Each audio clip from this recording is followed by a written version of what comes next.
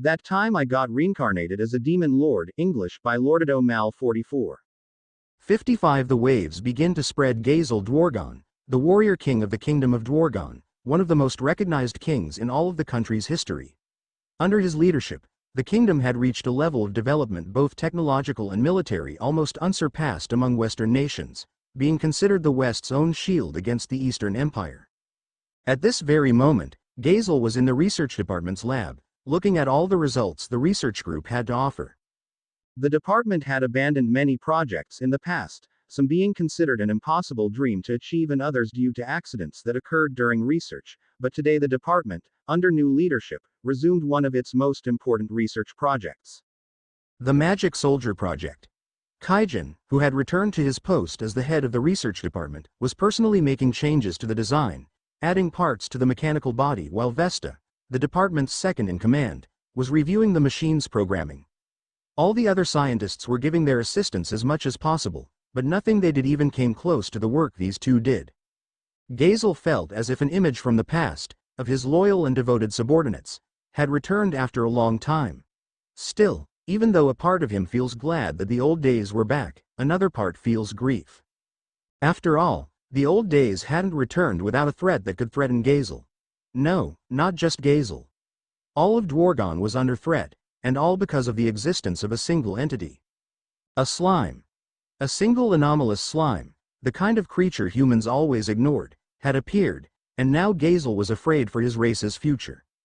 A creature that the king himself wasn't sure he could defeat. A creature that Gazel was sure would have a great future if he didn't end up dead for his own arrogance. A part of Gazel wished he'd killed him in that courtroom, eliminating the problem with him still weak, but he didn't at the time. Gazel knew that if he had started a fight, the resulting battle would reach all the way to the city, and the chance that a large amount of the people he was trying to protect would end up dead was more than likely. Therefore, Gazel let the slime escape, hoping that, with enough preparation, it will be easily defeated in the future. For that reason too, Gazel had sent subordinates to the forest to observe the slime in secret and sent him the information, ensuring that it didn't get too strong. If that slime started to seem too strong for him to defeat, Gazel would have no option but to personally go to the battlefield and defeat it, before it ended up becoming a threat to all humans. Otherwise, Dwargon, and perhaps the entire West, would be in jeopardy. Maybe if we get away from the Luminists. That thought flashed through Gazel's mind for an instant, but he soon erased it from his mind. The Western Church was too powerful an organization, with Luminists all over the continent, even in the Eastern Empire. If Gazel and Dwargon, a nation that had a history of transacting and making deals with monsters, abandoned Luminism, that would be no different than declaring that they are on the side of monsters, even more so if that slime starts acting up. Furthermore, even that slime can't defeat her, if she came against us because she thought we were allied with that slime. Not even I could defeat her. Gazel felt his spine run cold just remembering the Church's trump card, the most powerful human in the entire West. That girl, who was more of a monster from Gazel's point of view, had been the most powerful entity he had ever seen. Her unique skill, Dictator, was useless in the face of all this girl's power. He hadn't seen anything of her mind, and not only that, Gazel could see that she could feel that he tried to use his skill on her. That girl, a long time ago, had crossed the boundaries of humanity. So, could that slime, from just a few months ago, defeat her? Gazel preferred that the two never get to face each other, for fear of what it would mean for the humans of this world. Tell me, what has the slime been up to? Understood, sir. A woman dressed in ninja clothes that covered her entire body, stepping out of the shadows, appeared behind Gazel. She was the head of the king's espionage department, the department that only Gazel and a select few people knew about. Currently the slime has just defeated a village of ogres. The opponents, now defeated, have returned with it to their city, which had hundreds of goblins. The spies say that the exact number of ogres approaches 200. 200 ogres. While not the most powerful creatures in the entire forest as many people believe, ogres were not weak opponents that a pack of hobgoblins led by a slime could normally defeat. Just imagining that he had become strong enough to subdue the ogres, who had been able to defeat dragons in the past, was enough to make Gazel raise Rimuru's danger level in his mind once more. I see. Order your subordinates to keep an eye out. Rimuru. That slime is a great threat to all of humanity. We, Dwargon, will be the ones to ensure that Rimuru is an ally of humanity, or that it is destroyed before it can become too great of a threat. Understood, Your Majesty. With those words, the chief of the espionage department entered the shadow of the wall again, disappearing. Meanwhile, Gazel's eyes returned to the Magic Soldier project, imagining that they would now be needed more than ever. Rimuru Tempest. What a threat you really are. So, let me get this straight. Shizu Izawa, the Flame Mistress, helped you on your mission, and yet, you didn't eliminate that slime? Uren, Kabul and Guido lowered their heads, for the first time being scolded by the guild master, Fuse. Well, actually, it wasn't the first time they were scolded by Fuse. In fact, it had happened many times in the past, but this time was different from the previous ones. Somehow this time he had an air of seriousness that Fuse didn't usually show, at least not in front of the three of them. Even if you say that, there were over 10,000 hobgoblins there, okay? Besides, Rimuru is a very strong person. He single-handedly defeated Shizu when she almost lost control to his higher spirit, Ifrit. He even saved her life when she was dying. That's right, Rimuru isn't a bad monster, he's a good slime. You idiots. Fuse lost his temper again, feeling like he heard only nonsense from the three of them. Of course, Fuse was happy that Shizu, someone he had known in his youth and who had helped and advised him in the past, was alive and well, and he would definitely thank Rimuru personally if it was possible. Still, far from his personal thoughts, Fuse, a guildmaster, could imagine, just by hearing the three's words, all the danger that this Rimuru Tempest posed. A creature capable of defeating the superior spirit, even if it was just released, is not the type of creature that can be ignored. Even some weaker dragons would have a hard time fighting a spirit, and to imagine a slime could do that. Furthermore, if he's really the same slime they talked about in the cave, then his evolution speed is totally abnormal. He might have one. No, maybe even 2 or 3 unique skills. That would be the minimum necessary to evolve so fast being just a slime. Fuse tried to imagine what a creature like that could do.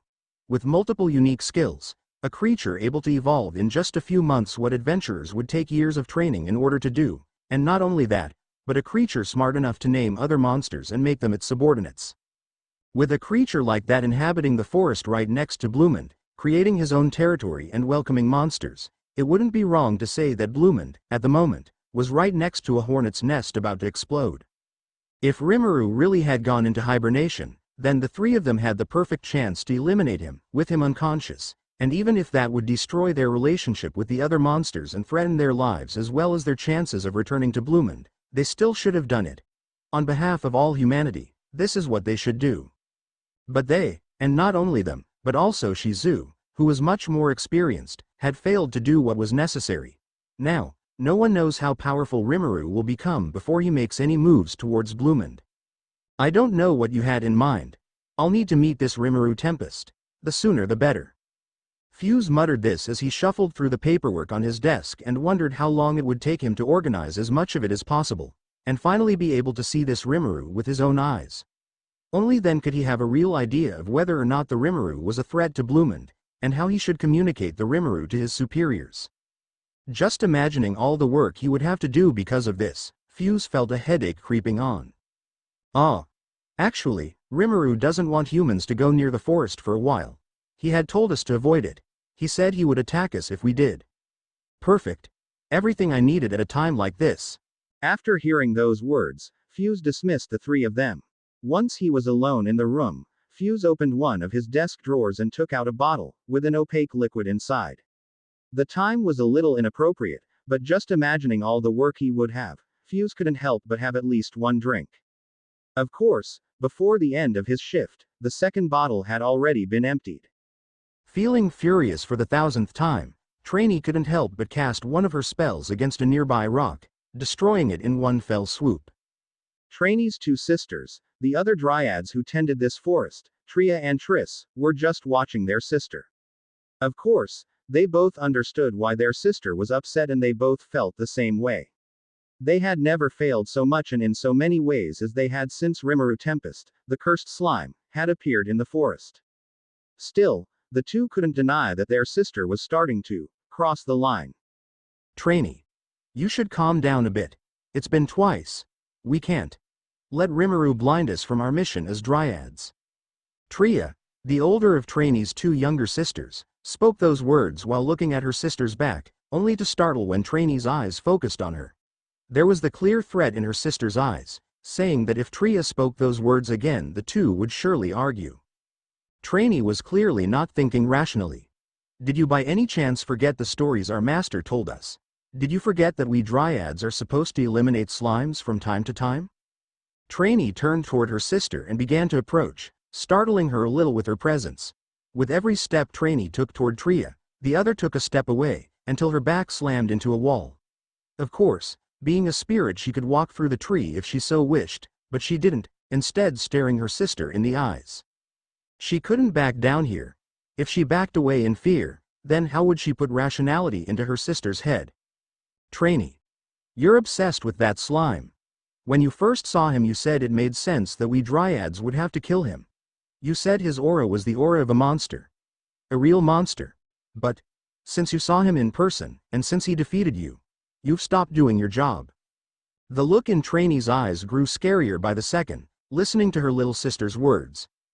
Even so, Tria didn't back down, feeling the anger she had stored inside her chest burn. And then Triss, the youngest of the three, started supporting Tria, speaking from the sidelines. Tria's right. You are obsessed with him. His aura isn't even what it used to be, he's a good slime. But you seem stuck in what he was before, like he could change and be a little better. Huh? Good slime. Did you really say that? There is no such thing as good slime. If there is a slime, then we must kill it. That's the order that Ramirez-sama, the queen from the fairies, gave to us so long ago. How can we ignore this because of just one slime? There's more in the world than just slime.